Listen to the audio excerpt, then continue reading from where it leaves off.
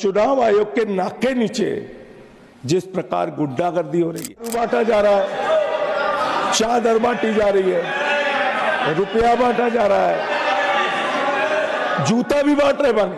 7.5 लाख लोगों का, 7.5 लाख लोगों का यह है इनके आयुष्मान योजना का फ्रॉड। घाटी की घटना के बाद भारत की सरकार ने चीन से जो व्यापार बढ़ाया है 11.6 लाख करोड़ रुपए छूट हो गए। मिनिस्टर है सर, मैंने बताया आपको नियम। Please do not repeat, you are wasting your time. Sanjay Pankaj Chaudhary, no Pankaj Chaudhary. मान्यवर, आपने इस महत्वपूर्ण राष्ट्रपति के अभिभाषण पे मुझे अपनी बात कहने का मौका दिया। मान्यवर, महामहिम राष्ट्रपति जी के श्रीमुख से बहुत सारी बातें सरकार के द्वारा कहलवाई गई और बहुत सारे दावे किए गए। ये बताने की कोशिश की गई कि कैसे हिंदुस्तान में स्वास्थ्य के क्षेत्र में, शिक्षा के क्षेत्र में, किसानी के क्षेत्र में, हर क्षेत्र में दावा किया कि कितना बढ़िया और अच्छा काम हुआ है। और महामहिम राष्ट्रपति जी ने वन नेशन वन इलेक्शन की भी बात की। सारे बड़े बड़े दावे, सारे अच्छे अच्छे दावे सरकार की ओर से जो लिख के उनको दिए गए थे उन्होंने पढ़ा। लेकिन जो हकीकत है मैं उससे आपको रूबरू कराना चाहता हूं और मैं समझता हूं इसकी शुरुआत अपने से करनी चाहिए। जिस एरिया में मान्यवर हम लोग रहते हैं वहां से बहुत सारे लोग मिलने आए थे एक दिन घर पे। उनका एक एसोसिएशन है सर्वेंट क्वार्टर्स का। न्यायाधीशों के बंगले हैं, सांसदों के बंगले हैं, मंत्रियों के बंगले हैं, प्रधानमंत्री जी का बंगला है, महामहिम राष्ट्रपति जी का बंगला है, उपराष्ट्रपति जी का है, आपका है, सारे लोगों का बंगला इसी नई दिल्ली विधानसभा क्षेत्र में है। और मान्यवर, बड़े अफसोस के साथ ये बताना पड़ रहा है, उनकी पीड़ा आप सुनेंगे तो बहुत तकलीफ होगी। एक सांसद के साथ, एक मंत्री के साथ वो काम करते हैं, निवेदन करते हैं कि भाई हमें इस सर्वेंट क्वार्टर में रहने दीजिए। कई बार उनसे किराया लिया जाता है, कई बार ये कहा जाता है कि आप रह तो सकते हैं लेकिन उसके बदले में आपको निःशुल्क काम करना पड़ेगा। मंत्री जी चले गए, सांसद जी चले गए, उन सर्वेंट क्वार्टर्स को कोई नया सांसद आता है, कहता है खाली करो। उनके लिए कोई स्कीम नहीं है सरकार के पास। हम मांग करते हैं आपके माध्यम से सरकार से कि आप कुछ नहीं बोल रहा हूं सर। अरे आप बोले अपने। तो मैं मांग करता हूं आपके माध्यम से सरकार से सर कि कम से कम उनके लिए नीति बनाई जाए कि अगर वो सर्वेंट निकाले जाए तो उनको यहाँ पर एक कॉलोनी होनी चाहिए जहाँ पे उनको रहने का घर मिल सके।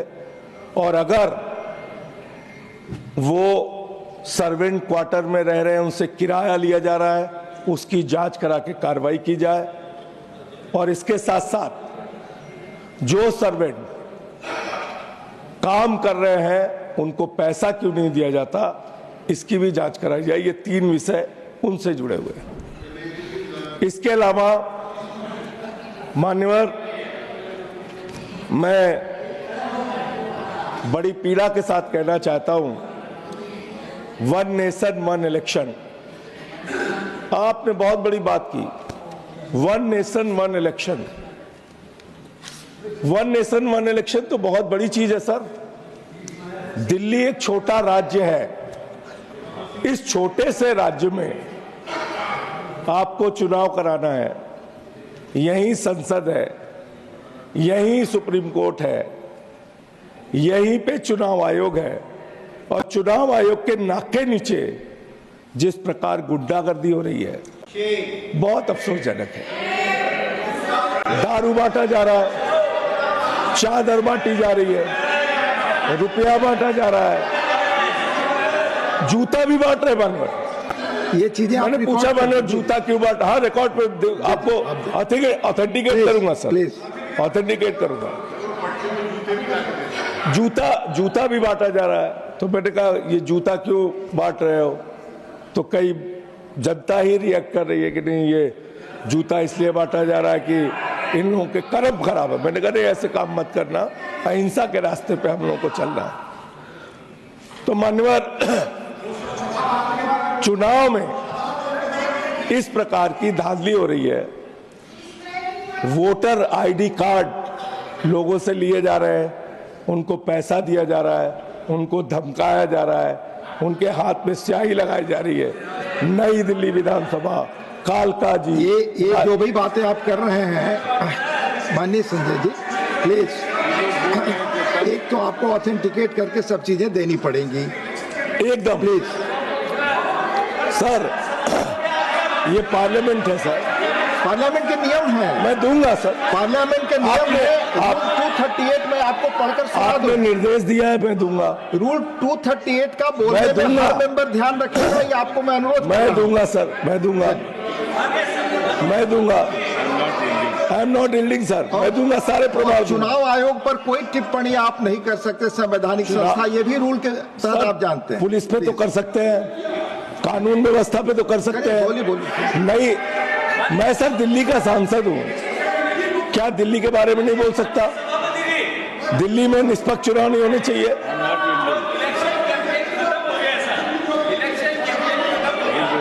प्लीज ये सर आप बोले सर, आपने कहा बोलने को, मंत्री नहीं बोलने दे रहे हैं। आप बोले, अपना समय आपका जाना है। मान्यवर मैं बड़ी विनम्रता पूर्वक कहना चाहता हूं और ये रिकॉर्ड रख रहा हूं सर, अगर ये गलत है तो मेरे खिलाफ कार्रवाई की जाए। मैं खुद कह रहा हूं आपसे, जनकपुरी में 6247 वोट कटवाने की एप्लीकेशन दी गई, संगम विहार में 5862 वोट कटवाने की एप्लीकेशन दी गई, आरके पुरम में 4285 वोट कटवाने की एप्लीकेशन दी गई, पालम में 4000 वोट कटवाने की एप्लीकेशन दी गई, द्वारका में 4000 वोट कटवाने की एप्लीकेशन दी गई, तुगलकाबाद में 3987 वोट कटवाने की एप्लीकेशन दी गई, ओखला में सर आप ये वन नेशन वन इलेक्शन, आप ये निष्पक्ष, मैं रख रहा हूं, मैं तो रख रहा हूं, आपने कह दिया मैं रखूंगा। करावल नगर 2957 वोट कटवाने की एप्लीकेशन दी गई, लक्ष्मी नगर 2147 वोट कटवाने की एप्लीकेशन दी गई, मुस्तफाबाद 2051 वोट कटवाने की एप्लीकेशन दी गई, विकासपुरी 1923 वोट कटवाने की एप्लीकेशन दी गई, कृष्णानगर 1631 वोट कटवाने की एप्लीकेशन दी गई, मटियाला 1561 वोट कटवाने की एप्लीकेशन दी गई। इसका स्रोत क्या है माननीय संजय जी? ये जो ऑनलाइन कहां से? ऑनलाइन आप इसका चुनाव आयोग की वेबसाइट, मैं दूंगा सर, आपने कहा है मैं दूंगा। 11,000 वोट, 11,000 वोट शाहदरा में कटवाने की एप्लीकेशन दी गई। तो मैं ये कह रहा हूं सर, मैं आप निष्पक्ष चुनाव कराएंगे, वन नेशन वन इलेक्शन आपका ये है कि आप वोटें कटवा के, फर्जी वोटें जुड़वा के आप चुनाव जीतना चाहते हैं। ये चुनाव आयोग पर टिप्पणी ना करें सर, मैं इनके ऊपर कह रहा हूं सर, चुनाव आयोग को तो मैं इनके ऊपर कह रहा हूं सर। आपको याद होगा पिछली दफा भी आपने अपनी तकरीर में पिछले समय में ये सवाल उठाया। चलिए नई बात बोलता हूं सर, प्लीज सर नई बात बोलता हूँ प्लीज। सर, मेरा टाइम जा रहा हाँ, टाइम जाएगा, आप बोले अपना। है सर। एक पूर्व सांसद है प्रवेश वर्मा जी, लोकसभा के चुनाव में उनके घर पे 3 वोट था, अभी 32 वोट हो गया विधानसभा में।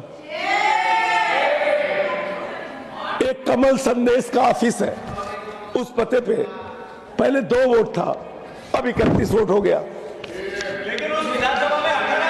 CP Joshi, sir CP Joshi माननीय सांसद है भारतीय जनता पार्टी के, उनके घर में 4 वोट था लोकसभा में, अभी 27 वोट हो गया। 27 वोट। माननीय केंद्रीय मंत्री है आदरणीय कमलेश पासवान जी, उनके यहाँ संजय जी, सर 3 वोट था। आप 238 रूल के तहत जानते हैं सर जब किसी भी अगर मैं ऑथेंटिकेट नहीं करूं, not go on the record, अगर मैं ऑथेंटिकेट नहीं करूं, ऑन द रिकॉर्ड, मुझे आप 1 साल के लिए सस्पेंड कर दीजिए। 1 मिनट, मुझे 1 साल के लिए सस्पेंड कर दीजिए। 1 मिनट रूल के तहत आप मुझे 1 साल के लिए सस्पेंड कर दीजिए। Sanjay ji 1 minute sir, as per rules आप किसी भी माननीय सदस्य, माननीय मंत्री के बारे में कुछ भी एलिगेशन लगाना चाहते हैं तो आपको ऑनरेबल चेयरमैन से परमिशन लेना पड़ेगा। Please take your seat. आप टाइम डिसाइड नहीं करें, आप उन पर कोई एलिगेशन बिना चेयरमैन की अनुमति के लगा नहीं सकते, आप रिकॉर्ड पे नहीं जाएगी। सर ऑथेंटिकेट करूंगा। माननीय संसद, माननीय मंत्री पर आप नहीं लगा सकते। चलिए सर, बोलने नियम और हम बता रहे हैं आपको नियम, बोलने तो दीजिए। अगर वो चीजें बोलेंगे रिकॉर्ड पे नहीं जाएगा। सर आप आगे बोलें। सर क्या क्या बोला गया यहाँ दिल्ली के चीफ मिनिस्टर के पूर्व मुख्यमंत्री के बारे में? आपने रोका उनको? प्लीज आपने रोका? हमें सबसे अपेक्षा है, आपने रोका सर? हमने सबसे अपेक्षा किया। अरविंद केजरीवाल का नाम लिया गया, क्या क्या बोला गया? रूल आपने रोका? 238 के तहत जो भी कहा गया है वो मैं आपको याद दिला रहा हूँ। सर मेरा time,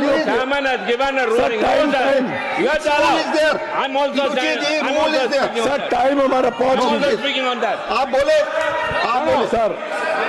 sir please Kamlesh Paswan minister के नहीं जाएगा रिकॉर्ड पे। अगर आप बोलेंगे तो I proceed. No. Listen to me and then you can decide. Please हाँ, No, sir. Tiruchi ji, You listen to me and then decide. Tiruchi ji बोले। Sir, you are quoting rule number 238. 1, 2, 3, 4, 5. Earlier, the same rule has been raised in the House during a point of order, and the chairman has given a ruling that anything under the sky and anyone can be criticized by any member in this August also. Sir, I would like to recollect. 238 जो कहता है किसी भी Yes, and then we put a question. Sir, 1 minute, sir. Immediately we ask, what will happen to Rule 238? It will become redundant. He said yes. Sir, I am he said following anything. 238, Even members of another house can be discussed here. Please The chairman has given a ruling. क्लियरफाइड 238 के तहत आप follow करें अपनी किसी भी माननीय सांसद But किसी भी मंत्री के the बारे में camera आप is बोलें। showing only you. Please. The camera is showing only Please. what is going on in the house. What is going on in the house? His time is coming. No. Please. Whenever we raise Please a take point your of seat. order, anyone माननीय speaks, Sanjay ji, आप बोले। telecast. माननीय What is it? Sir. Inside.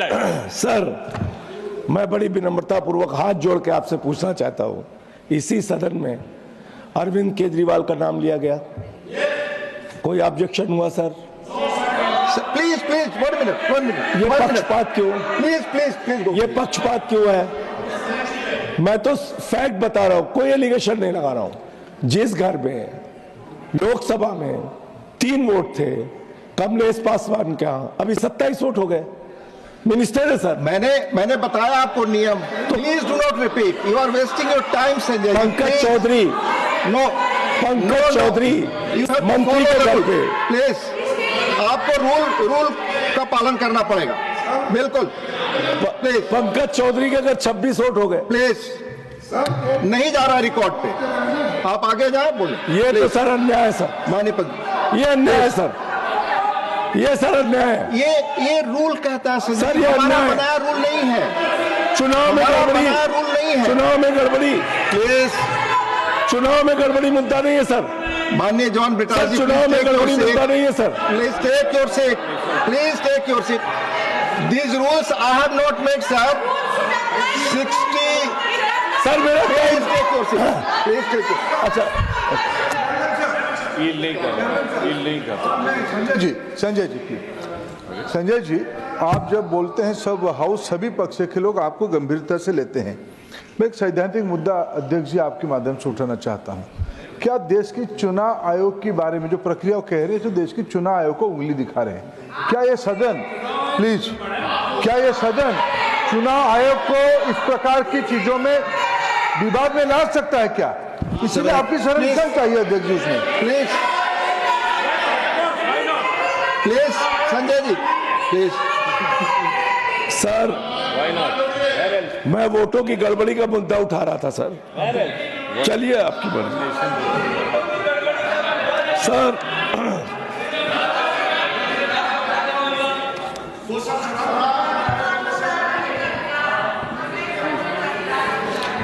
Sir तो इस तरीके से दिल्ली में निष्पक्ष चुनाव कैसे होंगे? आपको कानून व्यवस्था ठीक रखनी चाहिए। दिल्ली की सारी मशीनरी को आपने गड़बड़ी करने में लगा रखा है। ये चीज ठीक नहीं है। ये लोकतंत्र के लिए ठीक नहीं है, भारत के संविधान के लिए ठीक नहीं है, इस संसद के लिए ठीक नहीं है। एक और दिल्ली का सांसद होने के नाते एक पीड़ा है, वो भी आपसे कहना चाहूंगा। दिल्ली में 90% एरिया में प्रॉपर्टी टैक्स लगता है यूनिट एरिया मेथड के तहत, और जिस एरिया में हम लोग रहते हैं, जहां ये संसद है, एनडीएमसी एरिया में 2009 में वही यूनिट एरिया मेथड का टैक्स, प्रॉपर्टी टैक्स का नियम लगाया गया। 2019 में सुप्रीम कोर्ट ने कहा ये एक्ट 1994 में कोई संशोधन पार्लियामेंट ही कर सकती है। एनडीएमसी ने जिसके चेयरमैन अरविंद केजरीवाल जी थे, उन्होंने पास करके ये आपके पास भेज दिया कि भाई आप एनडीएमसी एरिया में यूनिट एरिया मेथड के तहत टैक्स वसूलिए। आप एक छोटा सा काम नहीं कर पा रहे हैं, जिससे इस पूरे एनडीएमसी क्षेत्र में रहने वालों को अनाप शनाप टैक्स देना पड़ रहा है। एक महत्वपूर्ण मुद्दा ये सर, मैं सरकार के जो कुछ दावे हैं वो बताना चाहूंगा। और कल काफी लोग नाराज थे सर, चीन चीन चीन चीन चीन चीन चिल्ला रहे थे। अरे भैया, झूला तुम लोग झुलाते हो, हैं? साबरमती की नदी पे ऐसे ऐसे झूला झुलाते हो, झूला झुलाते हो चीन के राष्ट्रपति को, आरोप अपोजिशन में लगाते हो। हमारे 20 जवान शहीद हो गए गलवान घाटी में, उसके बाद आपने कितना व्यापार बढ़ाया? मैं बताता हूं, देश को सुनना चाहिए सर। गलवान घाटी की घटना के बाद भारत की सरकार ने चीन से जो व्यापार बढ़ाया है 11.6 लाख करोड़ रुपए। मैं रिकॉर्ड पे बोल रहा हूं ये बात। आप चीन के सामने झुकते हैं, आप सवाल उठाते हैं अपोजिशन पे, झूला झुलाते हैं उनको, वो घुसपैठ करते हैं हमारे एरिया में, वो हमारे जवानों को शहीद करते हैं, और आप उनके पक्ष में खड़े होते हैं। इसलिए कभी भी हम लोगों की देशभक्ति पे सवाल मत उठाना। ऑन रिकॉर्ड है, ऑन रिकॉर्ड। आपने भारत का व्यापार, भारत का सारा व्यापार चीन को सौंपने का काम किया आपने। आप बात कर रहे हैं। इसलिए इसके अलावा मान्यवर, मैं आयुष्मान योजना बहुत चिल्लाते हैं। आज देखो लगातार कमेंट्री चलती रहती सारे आयुष्मान योजना, जिसका डंका पूरी दुनिया में पीट रहे लोग। एक नंबर है सर, 9999 999 9999 और फिर 9। इस नंबर पे कितना रजिस्ट्रेशन हुआ है मान्य पता है आपको? 7.5 लाख लोगों का, 7.5 लाख लोगों का। यह है इनके आयुष्मान योजना का फ्रॉड, यह है इनके आयुष्मान योजना की हकीकत।